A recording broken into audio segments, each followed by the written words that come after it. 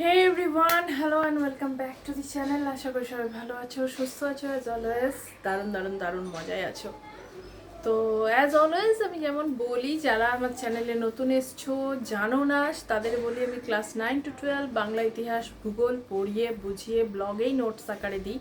সমস্ত কিছু ওল্ড সিলেবাসের আছে, নিউ সিলেবাসের বাংলার এক দুটো টপিক শুরু করেছি, আস্তে আস্তে শুরু করব। এছাড়া রচনা, ভাব সম্প্রসারণ, ভাবার্থ এগুলো সব লেখানোই আছে। বঙ্গানুবাদও বোধহয় এক দুটো করিয়েছি, মনে নেই।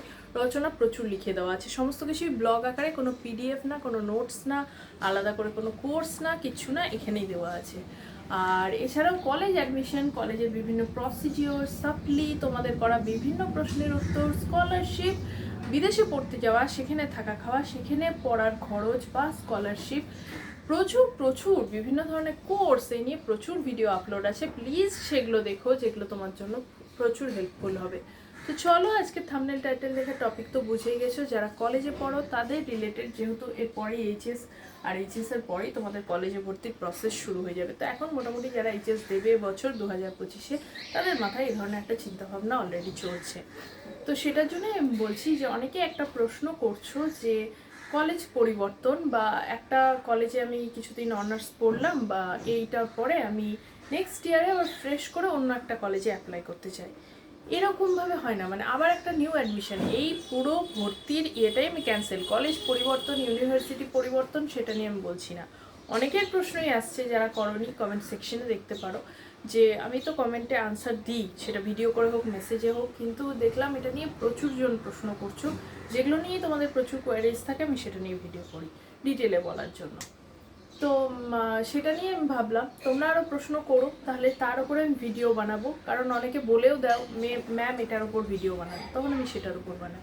তো এবার যেটা টপিক, সেটা হচ্ছে যে কলেজে নতুন করে অ্যাডমিশন নেবো। এটা আমি বারবার বলি, দিন দিন যত যাচ্ছে না, প্রসিজিওরগুলো আরও জটিল হচ্ছে, আরও নিখুঁত হচ্ছে।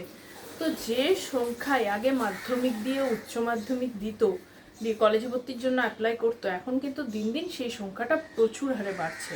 তো ভাবো যে 10 লাখ 12 লাখ স্টুডেন্ট অ্যাপ্লাই করছে নতুন, তাদেরকে ছেড়ে কেন তোমাকে সুযোগ দেওয়া হবে? এটা যেমন প্রথম কথা। দ্বিতীয় কথা, যখন তোমরা কলেজে ফর্ম ফিল আপ করো না, ওখানে মেনশন করা থাকে যে ধরো 2025-এর জন্য যখন অনলাইন অ্যাডমিশন, 2024 বা 2023-এর batch last, HS batch last apply করতে পারবে, মানে 1 বছর আগে। সেক্ষেত্রে 1 বছর 2 বছর আগে সেটা কি হয়, কলেজে ভর্তির। এবার যেটা আর একটা প্রশ্নের উত্তর আসতে পারে, যে অনেকেই বলবে যে কলেজে অ্যাডমিশনের ক্ষেত্রেও পরপর কয়েক বছর ধরে দেখা যাচ্ছে সব সিট ভর্তি হয় না, কারণ অনেকে টেকনিক্যাল কোর্সে চলে যায়, অন্য ধরনের কিছু পড়াশোনা করে, ব্যবসায় যায়। এখন তো বিভিন্ন দিক আছে, জেনারেলের কিন্তু সিট খালি থাকছে, স্পেশালি শহর কলকাতায়। সেটা থাকলেও তারা কিন্তু ফ্রেশার্সকেই সুযোগ দেয়, 2-3 বছর আগের ক্যান্ডিডেটকে আর সুযোগ দেওয়া হয় না। অনেক যারা রেপুটেড কলেজ, আমি কলকাতা স্পেশালি বলবো, যেমন যাদবপুর ইউনিভার্সিটি, প্রেসিডেন্সি, এরা কিন্তু প্রিভিয়াস ইয়ারের স্টুডেন্টকে ভর্তির মানে অ্যাডমিশনের চান্স দেওয়া জাস্ট বন্ধ করে দিয়েছে, এটা আর দিচ্ছে না।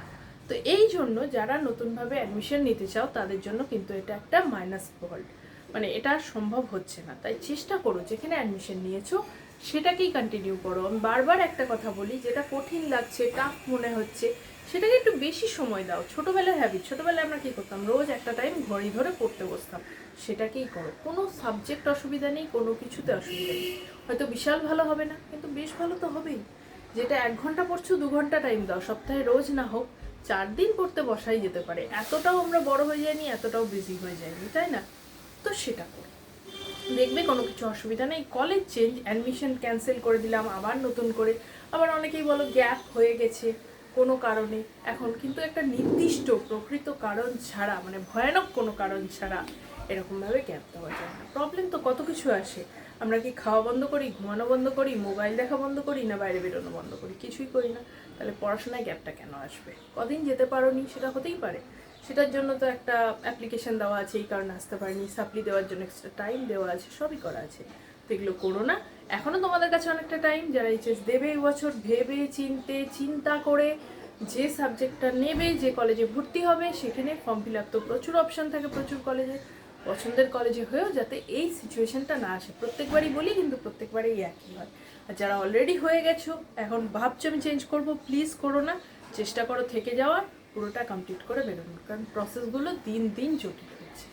তো চলো, আশা করি ব্যাপারটা তোমরা বুঝবে, ঠান্ডা মাথায় চিন্তা করে বিবেচনা করে ডিসিশন নিও। এখন বড় হচ্ছে, সে স্কুল গোয়িং বাচ্চা কিন্তু আর নেই। দেখা হবে নেক্সট দিন আরেকটা ভিডিওর সাথে। ততক্ষণ সবাই ভালো থেকো। টাটা।